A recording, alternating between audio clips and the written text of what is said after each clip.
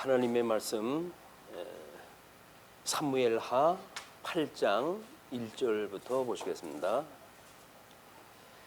그 후에 다윗이 블레셋 사람들을 쳐서 항복을 받고 블레셋 사람들의 손에서 메덱 암마를 빼앗으니라.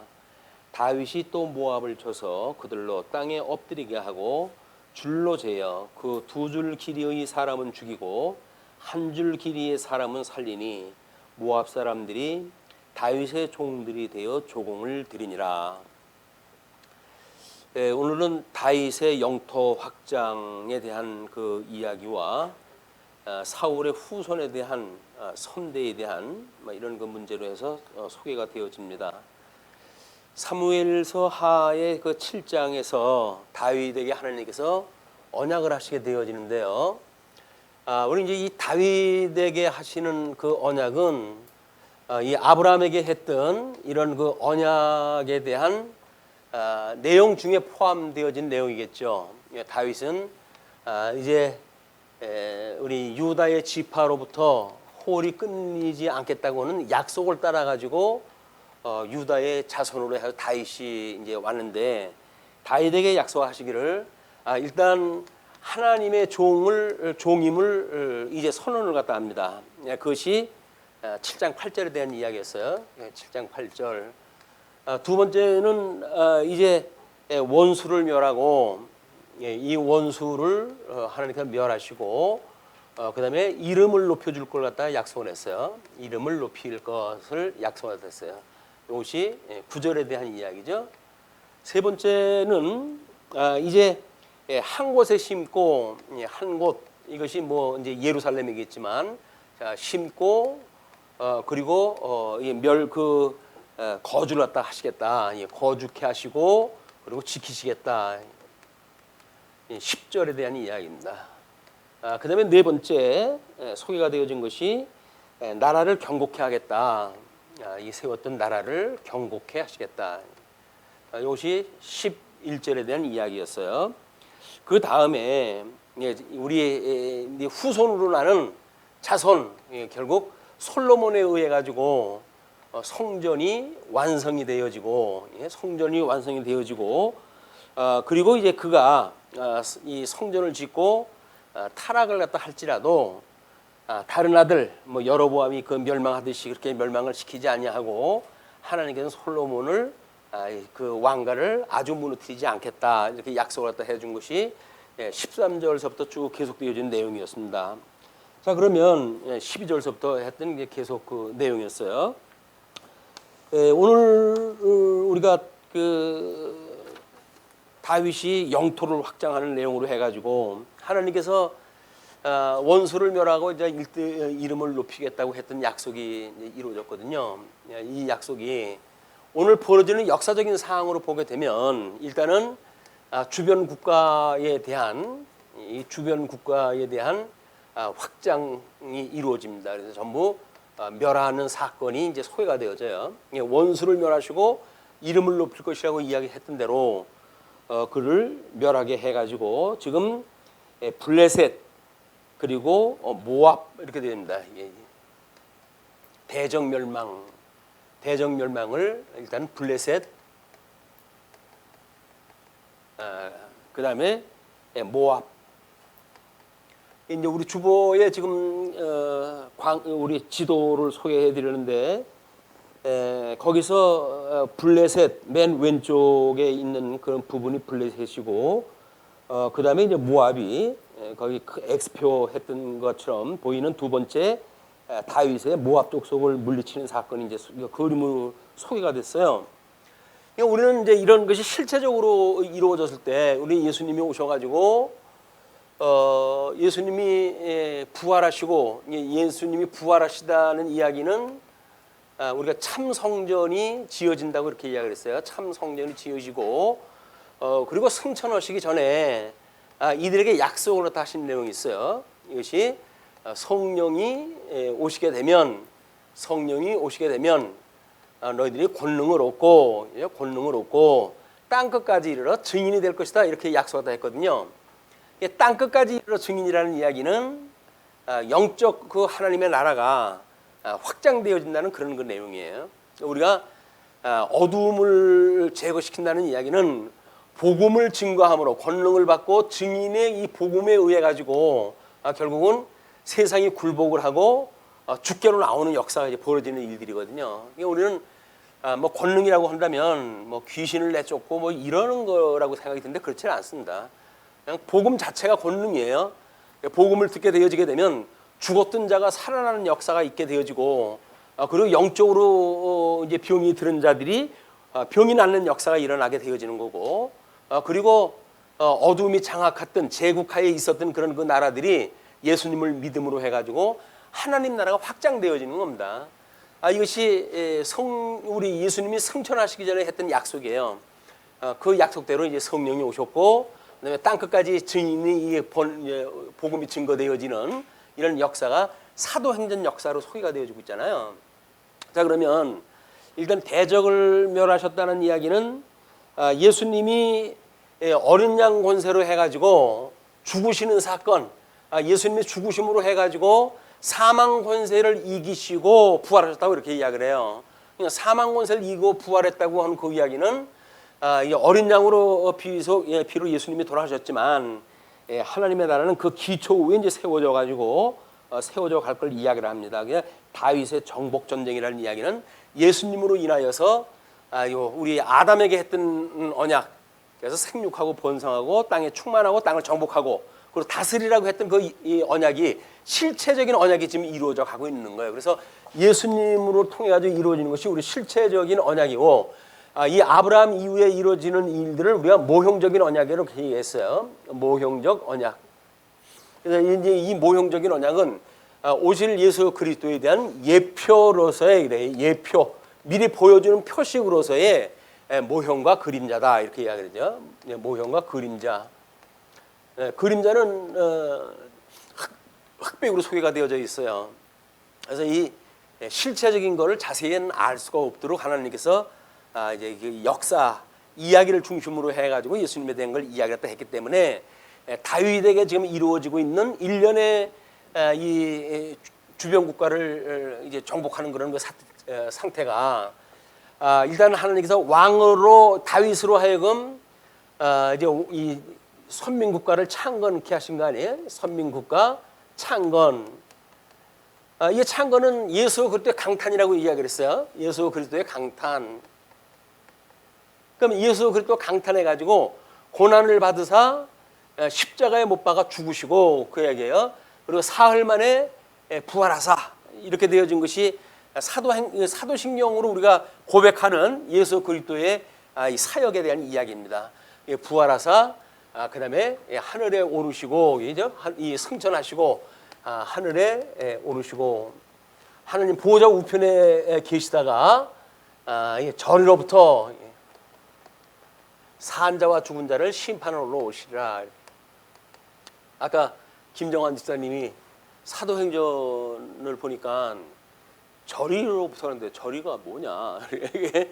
우리는 저곳이라든지 장소라고 한다면 그렇게 표현을 하면 좋은데 그렇지는 않고 이리 저리 그리라고 하는 그런 그 대명사를 써가지고 절이로부터 이렇게 이야기를 했어요.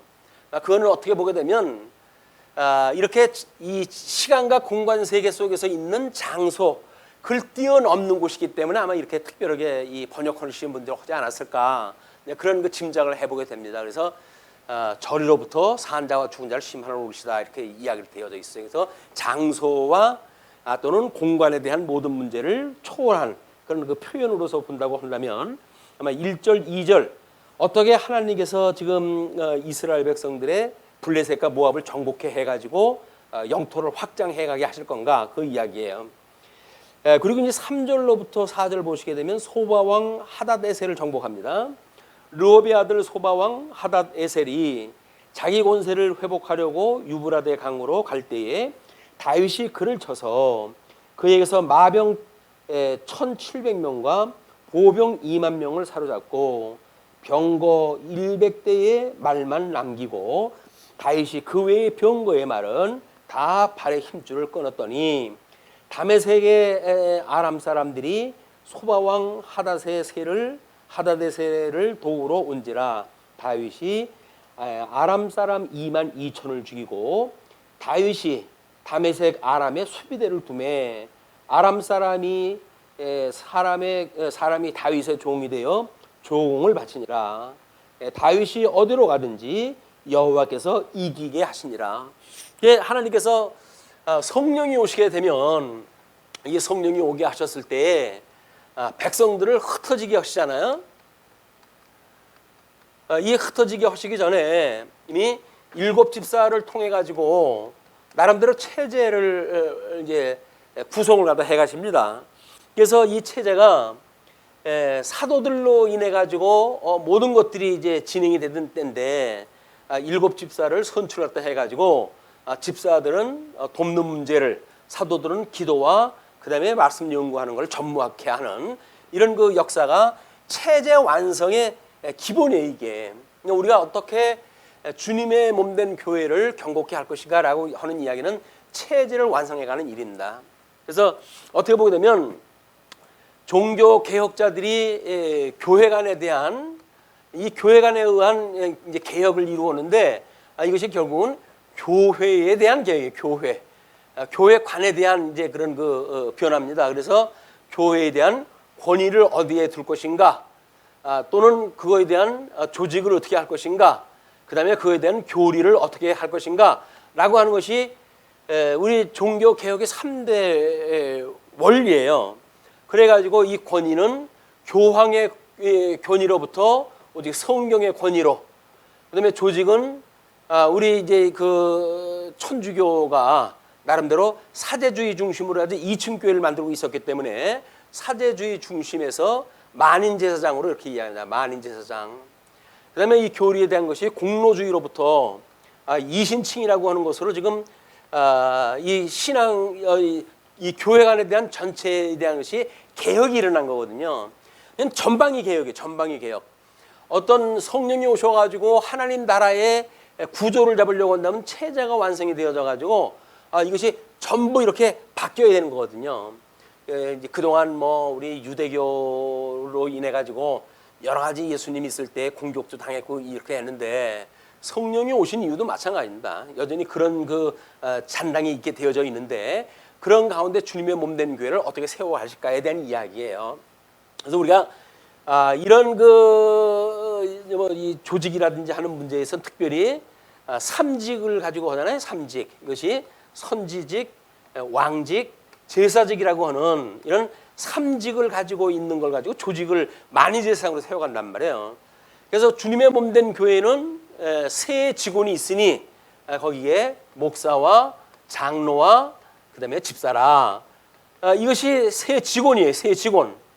그냥 이 세 직원이라고 하는 그 이야기는 사도행전에서 7집사를 세우고 사도들이 있을 때니까 사도는 뭐 모든 그 영역을 다 가질 수 있는 사람들 아니에요. 그래서 이제 우리의 성경 기록이 완성되어질 때는 이 집사와 그다음에 이 사도가 장로, 목사 이런 걸로 세 번화 되어져 가지고 주님의 몸된 교회를 세워가는 겁니다.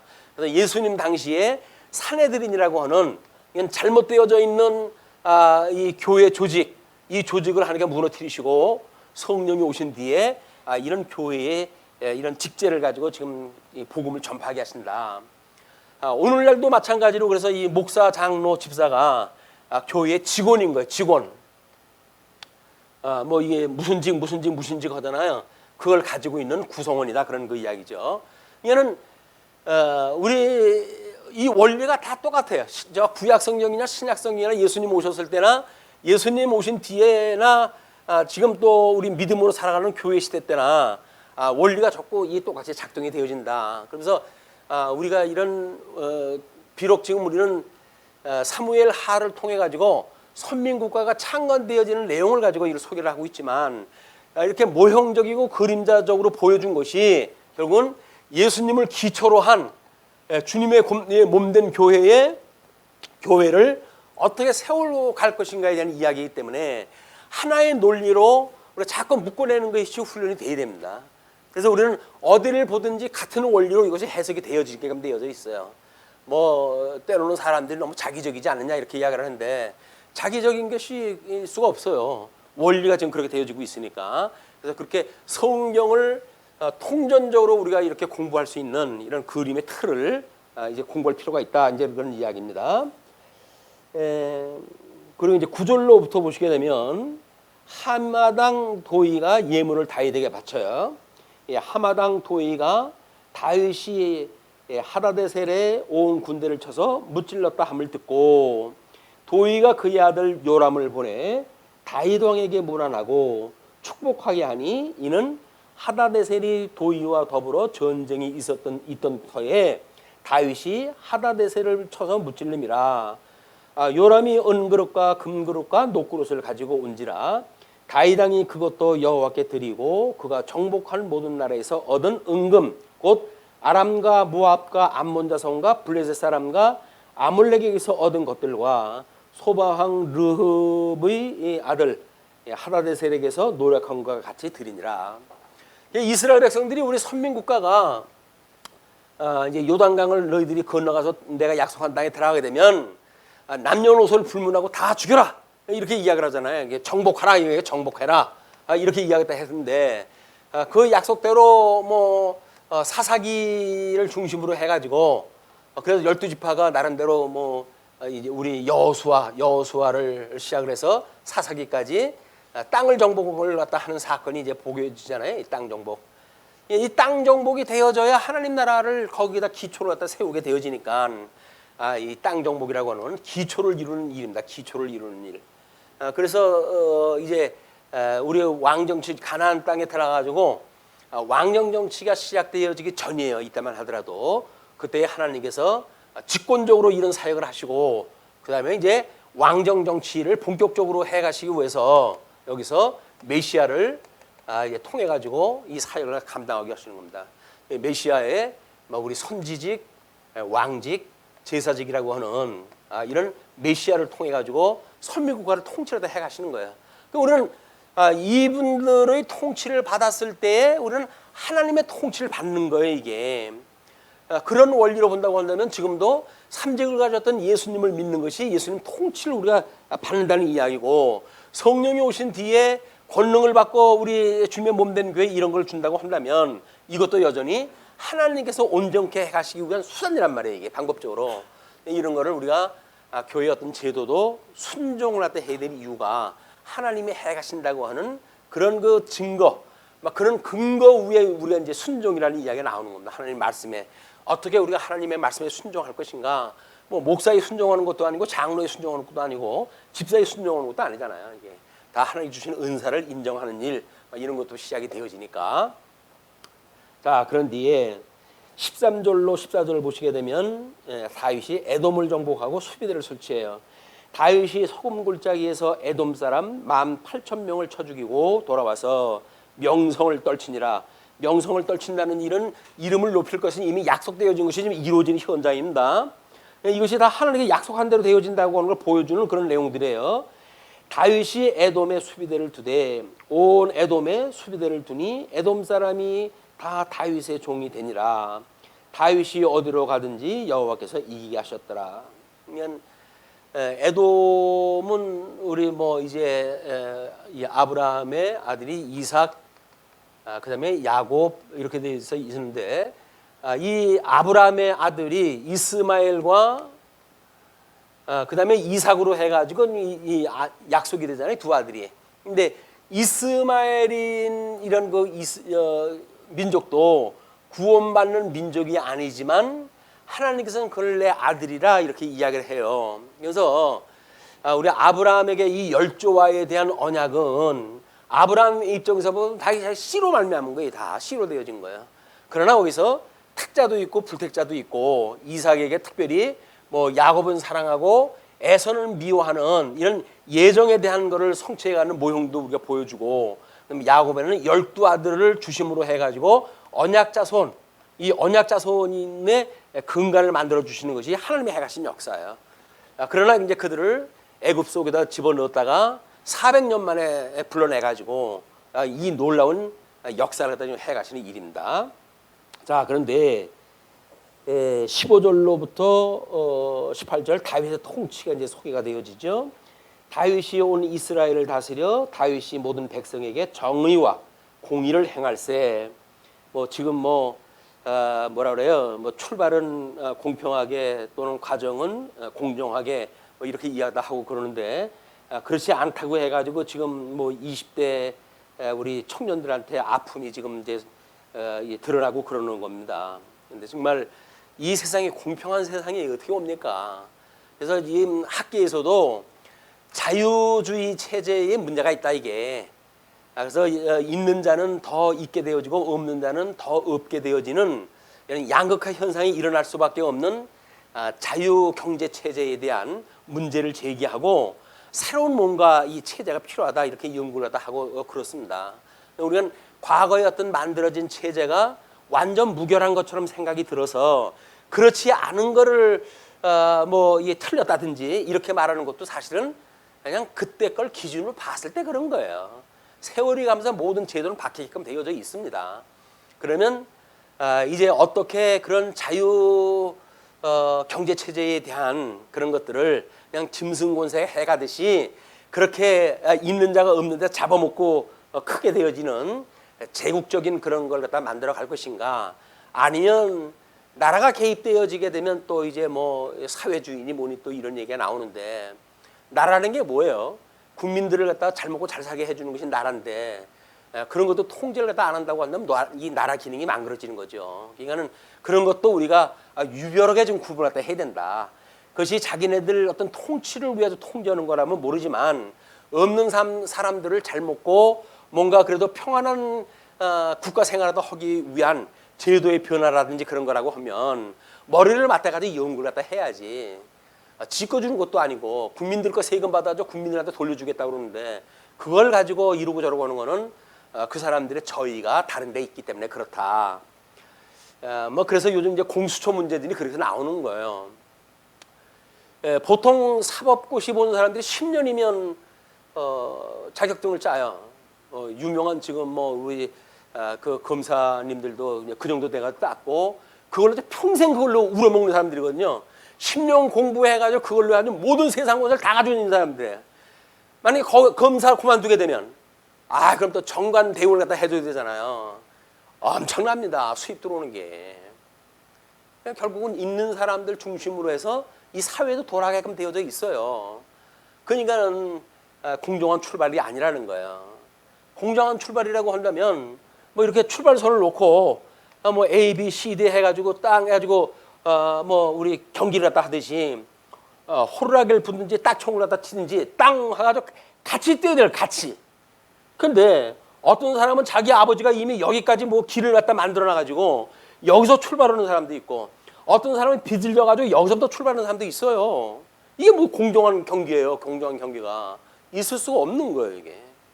이걸 어떻게 우리가 공평하게 해갈 것인가라고 하는 거는 시대적으로 아마 우리 국민들의 녹을 먹고 사는 이런 정치권들이 머리를 맞대가지고 연구해야 될 부분이지, 이쪽 거를 갖다가 옹호하는 사람도 웃기는 사람들이고 이쪽 것만을 또 옹호하는 사람도 웃기는 사람들이라는 얘기. 이게 다 공존하는 거예요. 백성들이 공존을 하고 있는데 이거를 복음 외에는 이것이 이룰 수 있는 방법이 없지만 그래도 복음적인 그런 그 마인드를 가지면 요즘 뭐 하도 이제 그 세속 정치도 우리 개인주의가 극대화되어지고 개인의 자유를 중심으로 해가지고 모든 것이 사상이라든지 또는 사회적 배경을 하는 것이 움직이고 있기 때문에 막 그런 우리가 고찰이 좀 필요하다. 머리 좀 연구해가지고 그 있는 돈 그렇게 많은 거 죽기까지 다 못 쓰고 죽어요, 그 사람들. 그러니까 뭐 자기 자식한테 물려주려고 또 그냥 세금도 뭐 면하고 그렇게 해가지고 그걸 물려주려고 해가지고 집을 사게끔 하고 뭐 이래가지고 또 세무조사를 갖다 해가지고 얻을 수 없는 사람이 얻은 그 돈의 출처가 뭐냐 해가지고 조사를 갖다 하게 만들고 이게 국력 낭비입니다. 국력 낭비.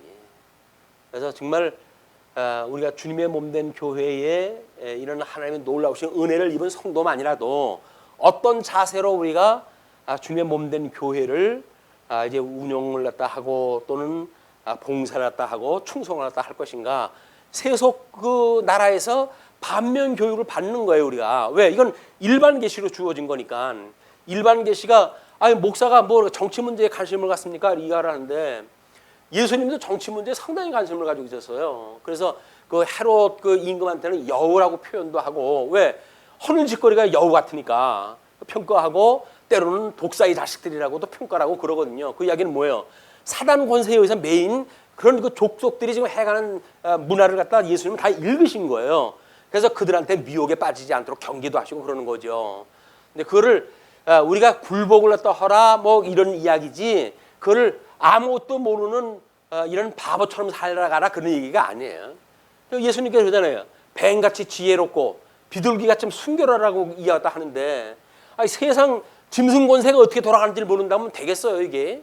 백성들이 그거에 이렇게 그 거기에서 뭐 이 악독한 뭐 정치자가 오게 되면 안 된다, 김이 다친다, 숨자 해가지고 지하 교회를 갖다 만들어가지고 거기서라도 신앙생활 해야지.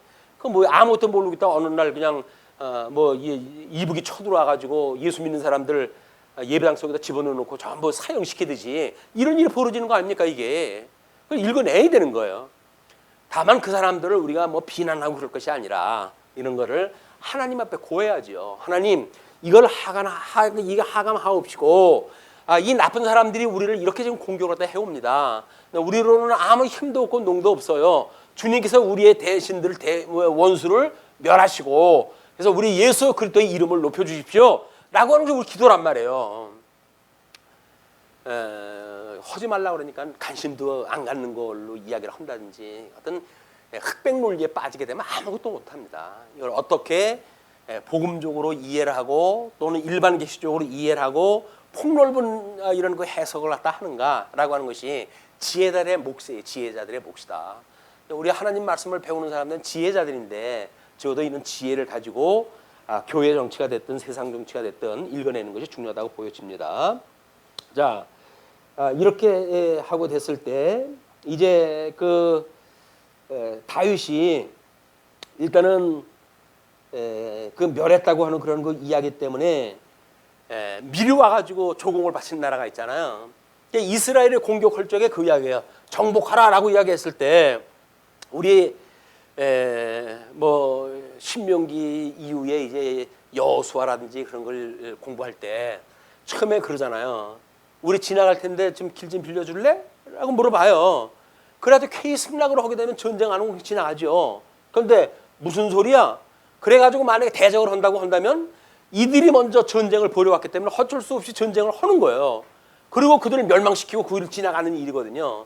그러니까 먼저 상대를 갖다 보고, 이거는 이 이스라엘 백성들을 애굽에서 건져낸 어마어마한 하나님이 그 백성이다 라고 믿어져 가지고 미리 무릎을 꿇고 하는 자들은 멸하지 않습니다. 왜? 이미 그들은 무릎을 꿇었으니까 조공을 바치고 종이 되겠다는 이야기 아니겠어요? 근데 그것이 아니라 대적을 한다든지 하게 되면 그때는 불가피하게 밟고 넘어가는 수밖에 없어요. 이게 하나님이 해가신 일입니다.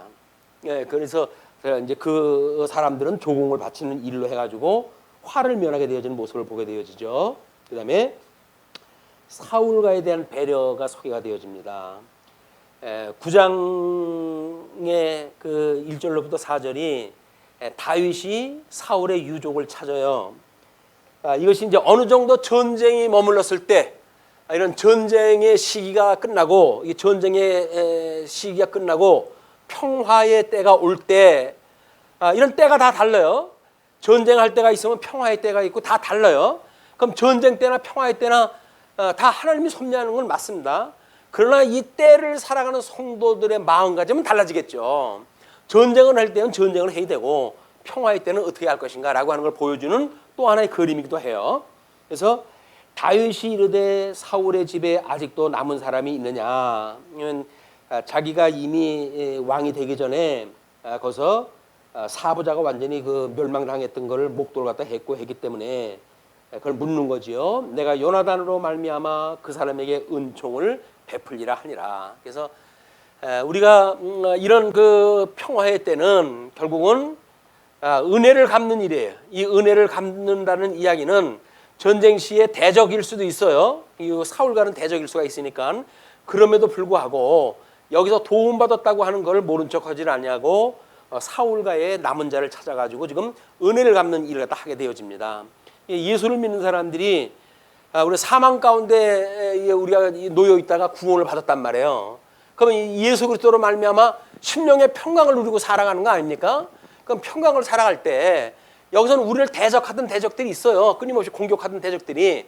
그럼에도 불구하고 평강의 때는 이들에게 복음을 증거함으로 해가지고 함께 평화에 참여하자라고 전도하는 일이 평화 때 살아가는 사람들의 일이에요.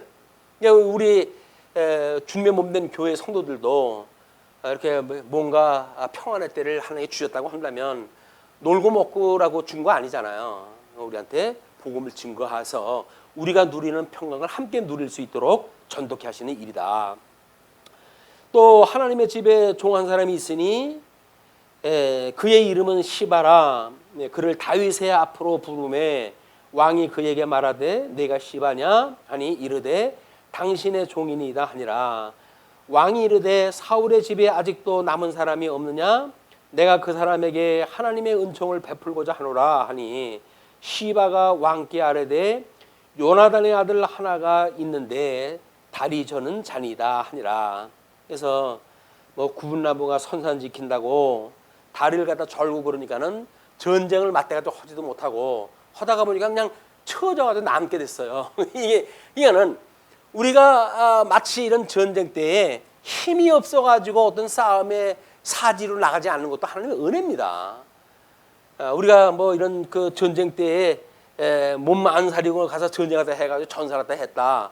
뭐 훌륭한 일이죠. 뭐 우리가 순교를 했다 했다든지 얼마나 그 장한 일입니까?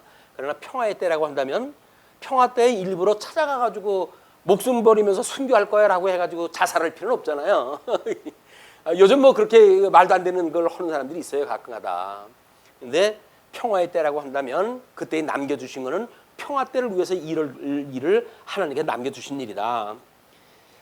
그래서 이제 다리 저는 자가 나머져 있습니다. 이야기다 하니까 5절로부터 8절 다윗이 요나단과의 약속을 기억을 했다 하고 무비보셋과 한 식탁에서 먹게 되어집니다. 다윗 왕이 사람을 보내어 로드발 암미엘의 아들 마길의 집에서 그를 데려오니 사울의 손자 요나단의 아들 무비보셋이 다윗에게 나와 그 앞에 엎드려 절하매 다윗이 이르되 무비보셋이여 하니 그가 이르기를 보소서 당신의 종이니이다. 다윗이 그에게 이르되 무서워하지 말라. 내가 반드시 내 아버지 요나단으로 말미암아 내게 은총을 베풀리라. 내가 내 할아버지 사울의 모든 밭을 다 내게 도로 주겠고 또 너는 항상 내 상에서 떡을 먹을지니라 하니 그가 절하여 이르되 이 종이 무엇이기에 왕께서 죽은 개 같은 나를 돌아보시나이까. 이게 사실은 예수 믿는 성도들이 하는 고백 아니겠어요? 이게 마땅히 지금 죽어가지고 개같이 죽어버릴 수밖에 없는 그런 존재인데 어떻게 나 같은 사람을 그렇게 기억을 하시고 이런 하와 같은 은혜를 갖다 베푸십니까? 그런 고백이죠. 근데 그 9절로부터 13절 무비보셋에게 은혜를 베푼 다윗이 소개가 되어집니다. 왕이 사울의 시종 시바를 불러 그에게 이르되 사울과 그의 온 집에 속한 것은 내가 다 내 주인의 아들에게 주었노니 너와 내 아들들과 내 종들은 그를 위하여 땅을 갈고 거두어 내 주인의 아들에게 양식을 대주어 먹게 하라. 이제 몸이 불편하니까 종까지 전부 해가지고 돕게끔 합니다. 그러나 내 주인이 아들 무비보셋은 항상 내 상에서 떡을 먹으리라 하니라. 시바는 아들이 15명이요 종이 20명이라. 시바가 제법 부정을 갖다 좀 취해가지고 행세라도 하는 인간이에요. 그러니까 시바가 왕께 아뢰되 내 주 왕께서 모든 일을 종에게 명령하신 대로 종이 준행하겠나이다 하니라. 무비보셋은 왕자 중 하나처럼 왕의 상에서 먹으니라. 그래서 우리가 사랑한다는 이야기는 뭐라 그랬어요? 우리 예수님이 그 사랑은 진리와 함께 기뻐하는 거 그랬잖아요. 이 진리와 함께 기뻐하는 것, 그게 뭐예요? 우리 이제 지금 구약 성경에서 모형적으로 보였던 사건은 이 왕으로부터 왕의 상에 동참을 했다 하는 거예요. 왕의 상에 동참하는 것, 그거를 아들과 같다. 이렇게 왕의 상에 동참하는 것을 아들과 같다 이렇게 이야기를 해요. 그러니까 우리가 적어도 하나님의 말씀을 가지고 진리와 함께 기뻐하는 일이야말로 사랑하는 일이에요. 사랑하는 자를 어떻게 대우해 줄 것인가? 왕자와 같이 자기 상에 동참도 시키잖아요. 이게 아들과 같이 사랑하는 마음이란 말이야. 예수님을 우리 하나님께 사랑을 하셨는데 하나님이 그 예수님과 같이 예수님을 믿는 성도들을 사랑한다는 이야기는 뭐예요? 예수님과 함께 상을 먹게 한 거예요. 어떻게? 하나님의 말씀으로 해가지고 예수님의 그 말씀을 함께 먹고 마시게 했다. 예수님을 믿고 살아간다는 이야기는 말씀을 먹고 우리가 살아갈 때 하나님의 나라의 백성으로 하나님의 아들로 우리의 인침을 받는 사건이기도 합니다. 자, 그리고 이제 10장에 넘어가게 되면 암몬과 아람 멸망이 이제 소개가 되어져요. 이거는 그냥 쭉 읽어 나가게 되면 전쟁사니까 잠깐 이제 읽으면서 넘어갑니다. 그 후에 암몬 자손의 왕이 죽고 그의 아들 한운이 대신하여 왕이 되니 다윗이 이르되 내가 나하스의 아들 한운에게 은총을 베풀되 그의 아버지가 내게 은총을 베푼 것 같이 하리라 하고 다윗이 그의 신하들을 보내 그의 아버지를 조상하라 하니라. 다윗의 신하들이 암몬 자손의 땅에 이름에 암몬 자손의 관리들이 그들의 주 한운에게 말하되 왕은 다윗의 조객을 당신에게 보낸 것이 왕의 아버지를 공경함인 줄로 여기시나이까? 다윗이 그의 신하들을 당신에게 보내 이 성을 엿보고 탐지하여 함락시키고자 함이 아니니까 하니 이에 한운이 다윗의 신하들을 잡아 그들의 수염 절반을 깎고 그들의 의복에 중동 볼기까지 자르고 돌려보내매 사람들이 이 일을 다윗에게 알리니라. 그 사람들이 크게 부끄러워하므로 왕이 그들을 맞으러 보내 이르기를 너희는 수염이 자라기까지 여리고에서 머물다가 돌아오라 하니라. 이 미련한 그 주인을 만나게 되면 이렇게 이제 힘들어지는 겁니다. 왜냐하면 다윗이 지금 그 지경에 모든 걸 정복하고 있는 그 대세 아닙니까? 대세. 이미 이 다윗의 엄청난 그런 그 힘은 제어할 수가 없었어요, 주변에서. 그런데 암몬이라고 하는데 지금 조문을 보내는데 지네가 만약에 정탐을 안 하면 지네 성 정복하는 거 다윗이 어려웠을까요? 그렇지 않아요. 근데 이 미련한 신하들이 왕을 갖다가 축혀가지고 이건 정탐하러 보낸 거다 이렇게 이야기를 하니까 그 신하의 그 왕이지요. 그 미련한 왕이 결국 그 망신을 갖다 줘가지고 이렇게 이제 멸망의 빈거가 되어지는 거예요. 암몬 자손들이 자기들이 다윗에게 미움이 된 줄 알고 암몬 자손들이 사람을 보내 베트홈 사람 아람 사람과 소바 아람 사람의 보병 2만 명과 마가 왕과 그의 사람 1000명과 돕 사람 12,000명을 고용한지라. 용병까지 썼어요. 다윗이 듣고 요압과 용사의 온 무리를 보내매 암몬 자손은 나와서 성문 어귀에 진을 쳤고 소바와 르흡 아람 사람과 돕과 마가 사람들은 따로 들에 있더라. 전쟁을 완전히 이제 진을 갖다 열어가지고 다윗하고 맞선 거지요. 그러면은 미련해가지고 잘못 출발되어진 그 일은 급기야 이 대왕하고 이 다윗 왕하고 전쟁이 일어나게 되어졌어요. 이건 죽음을 자초하는 일이기도 합니다. 자, 그럴 때 이제 9절 요압이 자기와 맞서 앞뒤에 친 적진을 보고 이스라엘의 선발한 자 중에서 또 엄선하여 아람 사람과 싸우려고 진치고 그 백성의 남은 자를 그 아우 아비새의 수하에 맡겨 암몬 자손과 싸우려고 진치게 하고, 그러니까 용병들을 대적하는 팀하고 본진을 갖다 이제 그 대적할 팀하고 나눠 가지고 이르되 만일 아람 사람이 나보다 강하면 내가 나를 돕고 만일 암몬 사람이 너보다 강하면 내가 가서 너를 도우리라. 그래서 이런 이제 양방곡전을 갖다 이제 작전을 갖다 세운 거예요. 너는 담대하라. 우리가 우리 백성과 우리 하나님의 성읍들을 위하여 담대히 하자. 하나님께서 선히 여기시는 대로 행하시기를 원하노라 하고 요압과 그와 함께한 백성이 아람 사람을 대항하여 싸우려고 나아가니 그들이 그 앞에서 도망하고, 약속된 그거를 이미 원수를 멸하시고 그의 이름을 높일 걸 약속을 했어요. 예루살렘에 이미 그들을 갖다 심고 이르러 하여금 성전을 여기다 둔 거 아닙니까? 성전을 하나님의 이름을 두신 곳이기 때문에 그걸 멸하지 않고 하나님께서 그 나라를 경고케 하신다고 약속을 했기 때문에 이 다윗에게 했던 약속은 실질적으로 이루어질 수밖에 없는 거예요. 당대에 이루어지고 후대에도 이것이 이루어지고, 그리고 예수님을 통해 가지고도 이게 이루어지는 약속들이에요. 그것이 어떻게 다윗의 언약이 이루어지는지를 보여주는 그림이기도 합니다. 자, 그렇게 되는데 15절, 아람 사람이 자기가 이스라엘 앞에서 패하였음을 보고 다 모임에 하다데셀이 사람을 보내 강 건너 쪽에 있는 아람 사람을 불러내매 그들이 헬렘에 이르니 하다데셀의 군사령관 소박이 그들을 거느린지라. 어떤 사람이 다윗에게 알림에 그가 온 이스라엘을 모으고 요단을 건너 헬람에 이르매 아람 사람들이 다윗을 향하여 진을 치고 더불어 싸우더니, 그러니까 양쪽으로 있을 적에는 오히려 다윗의 이 군인들이 양쪽으로 갈려졌잖아요. 또 도망갔다가 본진하고 합쳐가지고 이제 쳐들어오는 거예요. 그러니까 다윗한테는 이게 대적이 하나밖에 없는 거예요. 결국은 오히려 이게 멸망의 그런 그 작전을 갖다 세워가지고 오게 되어졌고, 아람 사람이 이스라엘 앞에서 도망한지라 다윗이 아람 병거 700대와 마병 4만 명을 죽이고 또 그 군사령관 소박을 치매 거기서 죽으니라. 하다데셀에게 속한 왕들이 자기가 이스라엘 앞에서 패함을 보고 이스라엘과 화친하고 섬기니 그러므로 아람 사람들이 두려워서 다시는 암몬 자손을 돕지 아니하니라.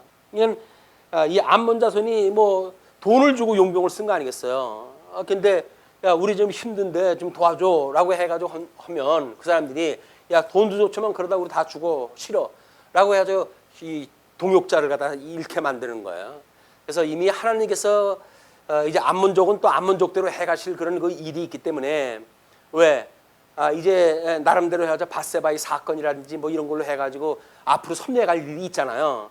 그냥 하나님께 유보를 갖다 하는 거예요. 멸망을 유보시키시는 거예요. 그냥 멸망이 그때 됐다고 해가지고 나쁜 것도 아니고 거기 살아남았다고 해서 좋은 것도 아니에요. 어차피 대정은 멸망할 수밖에 없어요. 그러나 하나님께 쓰실 일이 있을 때에는 그 대적들을 남겨놓으시고 차근차근 죽여가신다.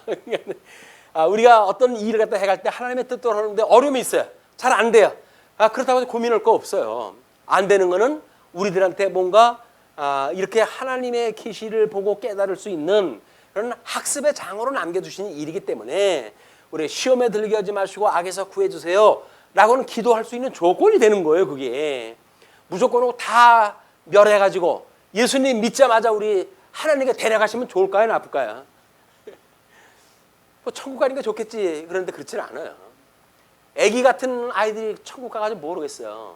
여기서 그런 파란만장한 그런 삶을 살고 하나님 경외함을 배우고 그렇게 하다가 하나님 나라 가야 그 새 예루살렘과 그 새하늘과 새 땅이 멋있는 그런 하나님의 영광이 일어나지. 어린아이 같은 애들 뭐 아무 전쟁도 안 하고 그냥 데려가셨다, 그냥 만드셨다, 그냥 기계론적인 그런 하나님의 땅을 이루시는 걸로 해가지고는 하나님의 영광이 드러나는 게 아니거든요.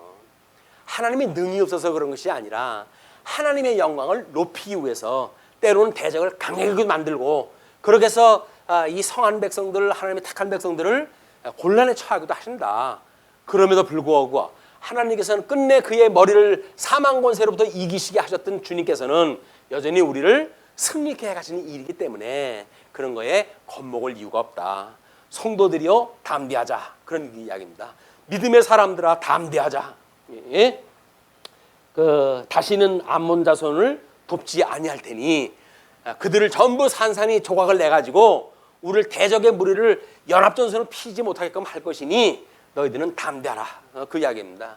그래서 우리 다윗의 이런 통일 왕국을 세우는 모습으로 예수님이 강탄했던 비하의 신분을 가지고 이 땅에 오셨지만 끝내 승기의 신분으로 하나님 보좌의 우편에 계시다가 그다음에 저리로 또 심판을 또 하러 오신다고 하는 이 주님을 보고 이걸 믿는 거예요. 우리가 재림하신 예수님을 믿는 거예요.